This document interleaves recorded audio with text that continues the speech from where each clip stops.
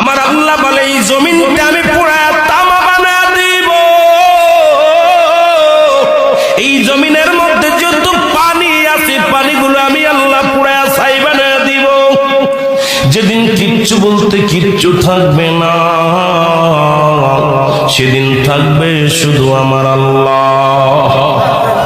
আজকে কার জন্য সুদ খাও, কার জন্য ঘুষ খাও, কার জন্য ব্যভিচার করো, কার জন্য অন্যায় করো রে মন, কার জন্য তোমরা এত বাদই করো।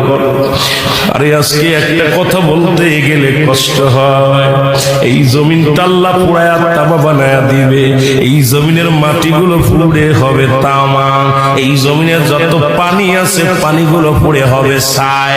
এই দুনিয়ার মধ্যে কিচ্ছু যেদিন থাকবে না, ওই তুরস্কের কত বাহাদুর, কত টাকাওয়ালা মিনিটের মধ্যে